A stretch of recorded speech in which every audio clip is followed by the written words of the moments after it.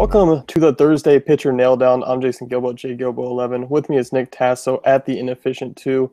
Looking at a small slate here, 5-gamer. There are a couple pitching options, and really, we're just kind of talking before the show. It seems to be more of a GPP night all the times that we're on together, and kind of leaning more towards the same here. But there are some interesting arms that there are some reasons to play them, but there are also some negatives that kind of go along with it. Starting things off here, looking at the Blue Jays and Yankees game, Nathan Eovaldi, Marcus Stroman, over-under of 8. Toronto is favorites by -150. Stroman really struggled in that second outing of his. Vegas expecting some runs in this game. This is probably the game that I'm least on as far as pitchers go. I just think against these offenses, the Yankees have come out swinging well. All those lefties in that lineup kind of scare me off Stroman just a little bit. Yeah, I agree with you. I think his ownership level is going to be pretty low just because of a recency bias, and the Red Sox kind of took care of him in that one game. And like you said, the Yankees, they're just kind of going to kill you to death slowly. They really don't have that much pop as they once did. Their players are a lot older now, so I think they kind of play station to station. And they have a pretty low strikeout rate too this year, so I really don't see much upside in Stroman. If I were, I would think about maybe on FanDuel where his price is a little bit cheaper, but other than that, there's really not much to like from this game. I mean, if Nathan Eovaldi's price tag was reverse on FanDuel, maybe I would like him, but that price is crazy. He's second highest of probable starters on FanDuel, so staying away from that. Yeah, I definitely agree. And looking on DK, he is 7,300. He has been fairly tough on right-handers, but he also is a guy who, once he gets a couple times through the order, can be roughed up. So you're kind of hoping he minimizes damage early on. But you look at that Toronto lineup, they do have a ton of right-handers. Their first 5 are right-handed. I believe Michael Saunders is like the first lefty they get to, and he's like the 6th hitter. And outside of that, there's no one there. I think Ryan Goins is the only other one. So lefties is his kryptonite. But as you said, I mean, that price tag's pretty high. But DK, he's a guy who's worth a look because Toronto not really hitting well to start the year here. High strikeout rate. Could be a sneaky GPP play. Yeah, and the thing about the Yankees, too, is now that they kind of figured out their bullpen, I think they're not going to let their starters go that long in innings pitched. So he might get through 5, and if he has the lead in high pitch count, they might kind of just replace him and go with that good bullpen. I think they're really just trying to mimic what Kansas City does. Yeah, it's a good option. They got a pretty solid bullpen, and of course now they're not healthy yet, but once they do, they still have great arms in there at the moment. Yeah, and on that too is if he has the lead, and that's an extra 4 points. I don't know what it is on FanDuel anymore because of their pricing is so crazy, but on DraftKings it's 4 points that would definitely help you out if he's leading with the win, because if he leaves the game with the win, you're pretty sure, or with the lead, you're pretty sure he's going to get the win. That bullpen right now is too tough. So I mean that's what happened to Matt Tanaka the other day too. I think he only went 5 innings, and the bullpen 4 innings of shutdown work. And on the flip side, that Toronto bullpen is still kind of a mess. So, I mean, if it turns into a bullpen game where the starters don't go that long, I would put my money on the Yankees. Yeah, no, I definitely agree with you there. Move on to the next game, 8 o'clock, Reds and Cubs. Raisel Iglesias versus Jason Hamill. No line up yet, but I do expect the Cubs to be small favorites in this one with the moderate over-under. Both these guys really catch my eye as far as GPPs and cash games. I think Hamill is more the cash game guy that I am looking at. It was really a tale of two halves with him last year. Allowed a 261 WOBA in the first half and then 365 in the second. He looked really solid on the road against the Diamondbacks at Chase Field the other day. The guy had a decent strikeout rate last year, 24%. He's by far my favorite, safest option, if there is a such thing as a safe option on this slate, because you're looking at the Cincy Reds offense, and they didn't have Cozart last night or Mesoraco dealing with injuries, so they could be facing where guys it's just really Votto and Phillips, and that's about it. Yeah, I agree with you there. I think the Cincy team, like you said, Votto is really their only true hitter that they have right now. I know some guys can kind of take advantage of bad pitches, but the only one who really scares you in that lineup is going to be Votto. On the flip side, you look at Hamlin.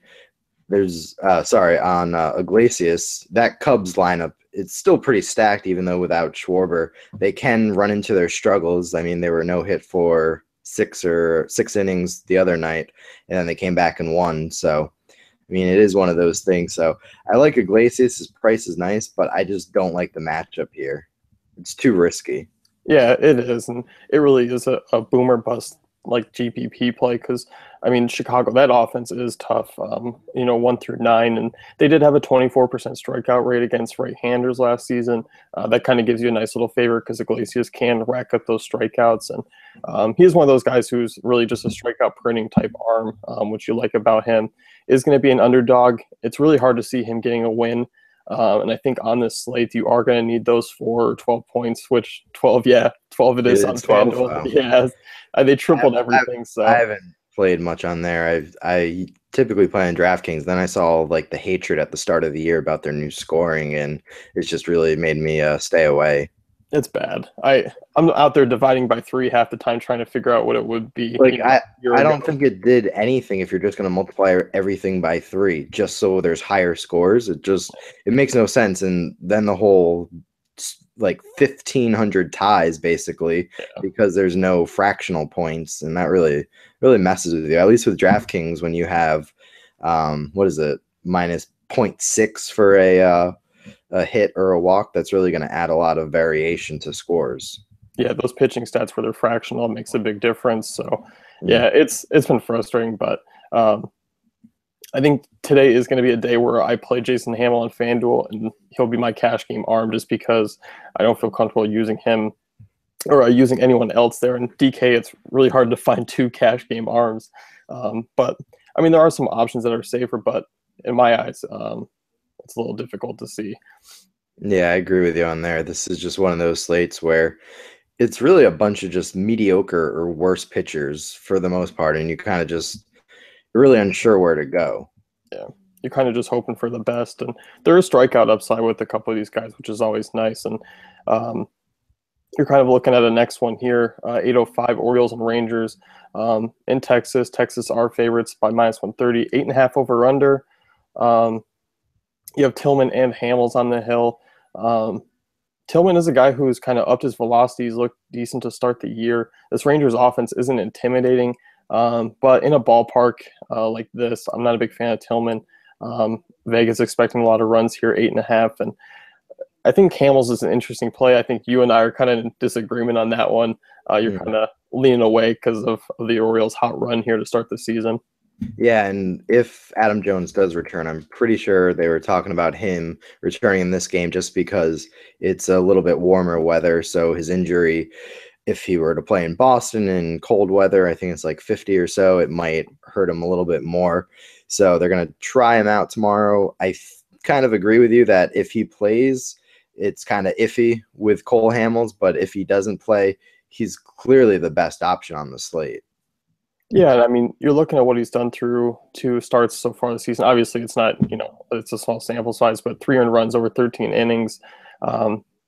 Yes, I mean, Baltimore's red hot, although they're losing, at the moment. But that won't last. Yeah, who knows? Once his pen comes in or once Kelly has his usual inning. Yeah. But I mean, really, this offense has been off the charts. But I mean, if you go back to 2015, they did rank 28th in WOBA against left-handers. They did have a 23% strikeout rate, which was the 5th highest in the MLB. Obviously, they added Mark Trumbo, hits lefty as well. So it is a lineup that is pretty daunting, but they can be beaten.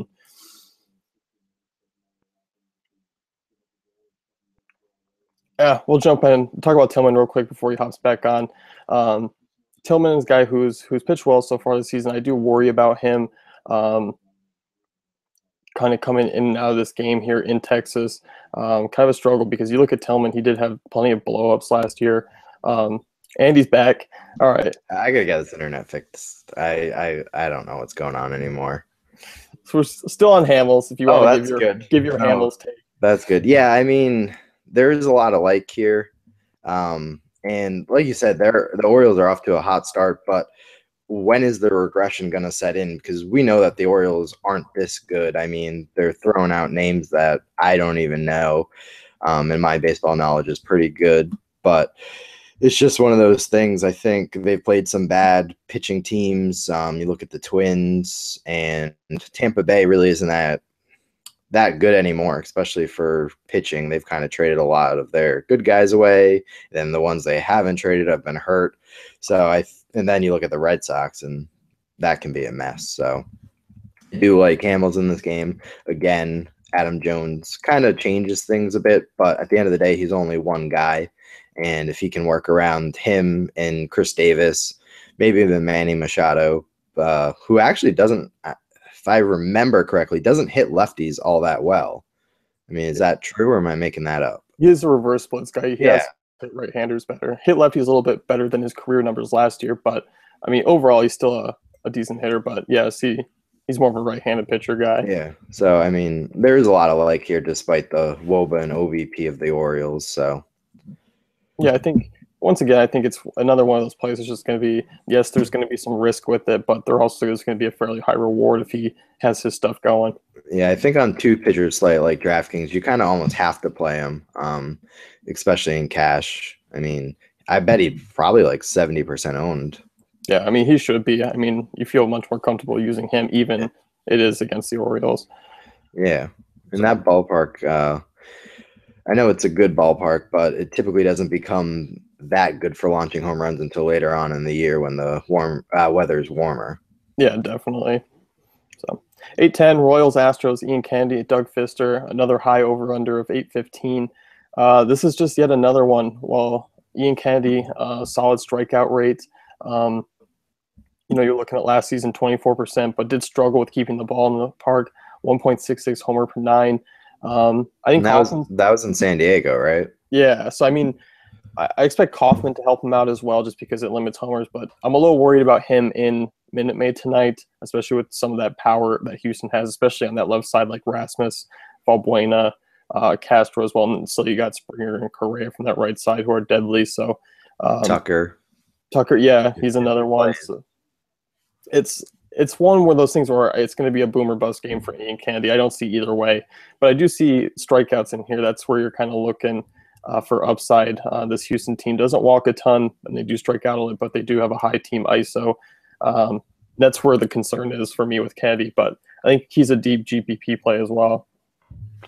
Yeah, and cash, you just have to stay away from really both of these starters here. Doug Fister's really fallen off since his better seasons with, I believe, Detroit a few years back. So that Kansas City offense, while they don't have too many flashy players, they'll kind of just kill a pitcher basically by getting hits here and there and going station to station and just slowly killing them. They really don't have too much power to have that 3-run home run or anything to really set them apart. Yeah, no, I definitely agree. And they're a team, they have struck out so far to start the season at a higher amount, but last year they didn't strike out a ton. Obviously, Fister not a big strikeout guy anyway. Is favored. So yeah, my concern with Kansas City offense too is if you have a team who is just prone to hitting solo home runs, say on DraftKings, that's only -2 points. But if you have a team like Kansas City who they'll get 2 or 3 hits in a inning and score 1 or 2 runs, and that's even more negative points that a starter, especially like Doug Fister, who won't get many strikeouts, will have to face, and that's not good at the end of the day for his fantasy line. Yeah, no, that's definitely a good point there. And you kind of look at now the Candy side. Maybe he does give up a couple solo shots, goes 6 innings with 3 earned. But then he strikes out guys, and he doesn't give too many hits up, which would be a little bit better. Yeah, yep, that's a good difference between those two. And I definitely prefer the Candy side, but that Vegas total has me a little bit worried, and I think there is going to be plenty of offense there. So. Definitely. 10-10, Diamondbacks and Dodgers. Dodgers are big favorites there, 7.5. Total. You got Ray and Stripling. Stripling, really solid outing in his first. Had no for a while before Dave Roberts pulled him. Interesting play against the Dodgers there, or the Diamondbacks there. Tough front through, first 4 or 5 hitters there, but after that it gets pretty soft. If he can kind of manage the damage from Goldschmidt there, I don't think he's a bad option. Just because I don't expect a ton of runs from that Arizona offense. Yeah, absolutely. And you look at that Arizona team, and when they lost AJ Pollock, that really kind of changed everything. And you basically only have two guys who could really do a lot of damage. It's Peralta and Goldschmidt, and you can work around those guys.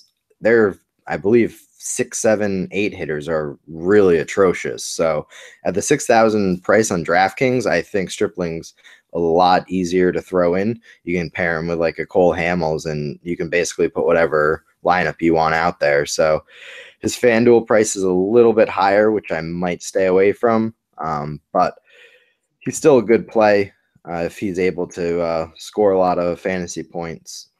And then I do kind of like Robbie Ray only on FanDuel because his price is only 6,200, and the Dodgers have a lot of lefties in their lineup, and they can still throw in a few righties here and there. But I think that price, if I were to play some GPPs, Robbie Ray is not too bad. Yeah, no, I definitely agree. I mean, as you mentioned, the Dodgers are heavily left-handed, and the right-handed bats are guys. And you look at Justin Turner; he's another guy who hits righties way better than left-handers.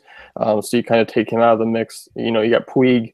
And depending on what they do with that outfield, as far as I believe that Howie Kendrick out in left field, so he might be an option. And then you got Trace Thompson. So really, those guys are those guys that are lefty mashers, and you can't even really consider them mashers compared to other guys. No, absolutely. But if Jock's in the lineup, he'd be able to really strike him out easily. Yeah, that's a nice extra 2 to 3 Ks right there. Absolutely. But he probably won't play because lefty, and they have a bunch of guys who they can throw, and they even have, Kiki Hernandez, who could play the outfield as well. So Dave Roberts has a lot of options. So I think Robbie Ray, I kind of misspoke earlier when I said I'd play him on FanDuel. I would like to see the lineup that the Dodgers can put out before I want to roster him. Yeah, before you jump all in on the Robbie Ray train. Yeah, but his price is only 6,200, so. Yeah, I mean, and you can roster pretty much all the top bats on the slate with him in there. So. Absolutely, but I'm staying far away from him on DraftKings. It's just way too high. If I wanted to pay that price, I would just go to probably Iglesias for GPPs. Yep, I definitely agree with you there. He's priced right in the middle of a lot of those names that we talked about, so it makes it pretty easy to fade him there. Mm-hmm. That's going to wrap it up here with the Pitcher Nail Down. Check out dailyfantasycafe.com for all our great tools and content.